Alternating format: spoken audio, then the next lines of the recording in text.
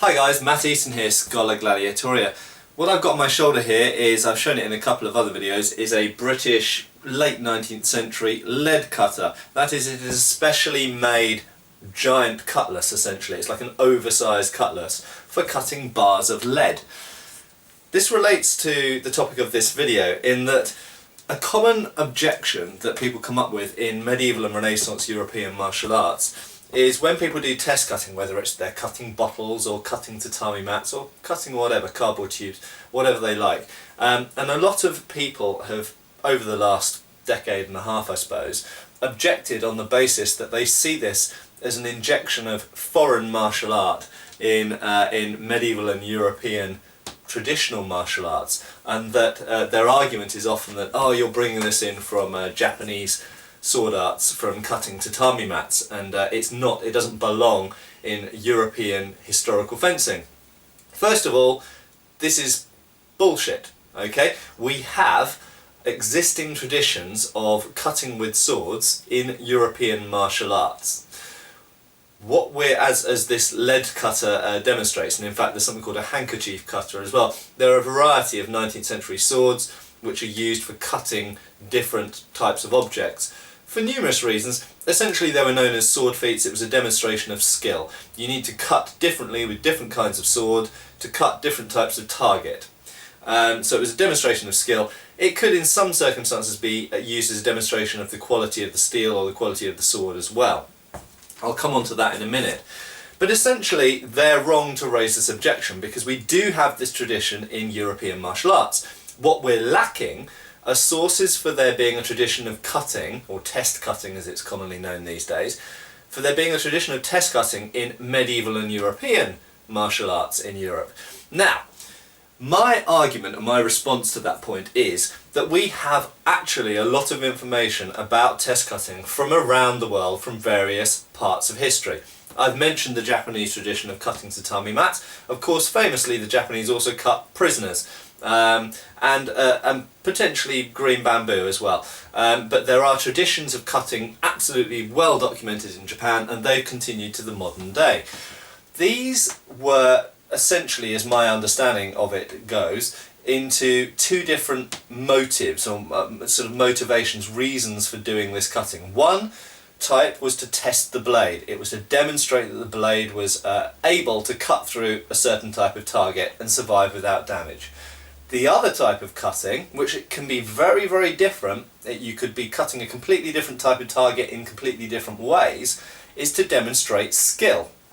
Now, as I showed with my recent trying to break a rapier blade video, it's very clear that the way that you hit something to exert the most force on the target is not always the same as you would actually want to cut if you were actually fighting in a real contest with swords. Very clearly, if I'm actually fencing someone, the cut that I might want to make on them is actually quite a constrained move and might not be the most powerful cut I can do, but will wound them or might incapacitate them, might even kill them.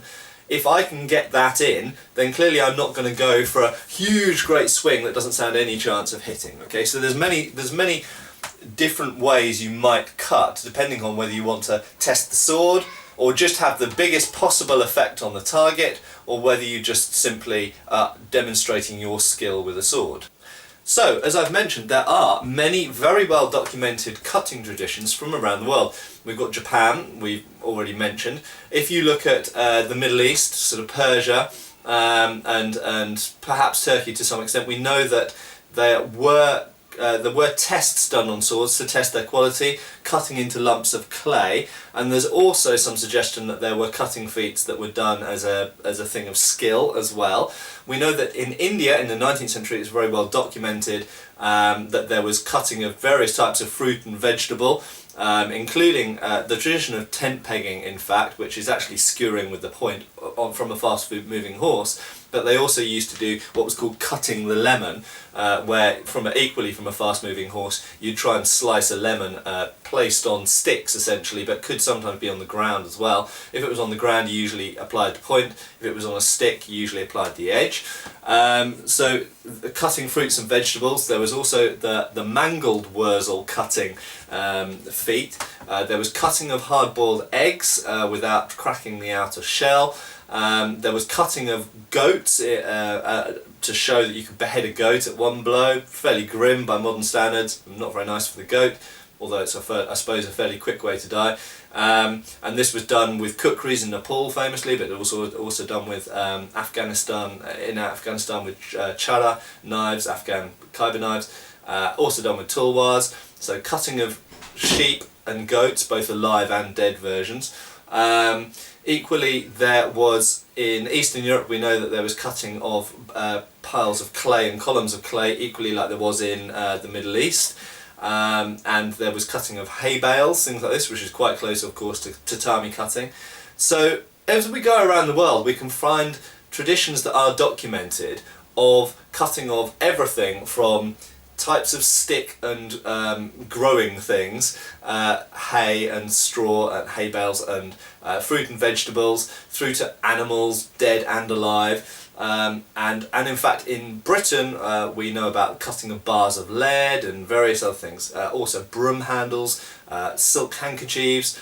There's a vast variety of test cutting feats done to both demonstrate the quality of the sword or the sharpness of the edge, but equally to demonstrate the skill of the swordsman. Okay, so we have from around the world, including Europe, from various dates, really a lot of documentary evidence for test cutting in its myriad of forms.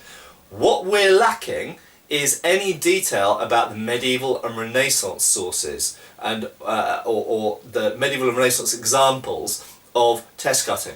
However, and this is my assertion, I believe, given the very large and detailed and varied forms of test cutting found from around the world from across a wide period of time, I believe that people in medieval and Renaissance Europe did almost certainly test cut. Okay, and the fact that we're lacking evidence for it, so an absence of evidence is not and never should be evidence of absence. The fact is that if you look at the Victorian age, where we have details of test cutting, we actually only really have a relatively small number of sources describing what test cutting was all about and how it was done in the Victorian period.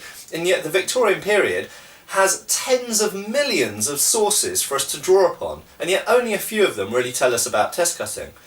In the medieval and Renaissance period, we have vastly less sources to draw upon, so it should be no surprise that we don't have details of test cutting, because in the Victorian age we have a few details of test cutting, and from those details we know that it was fairly widespread and quite normal, nothing particularly unusual.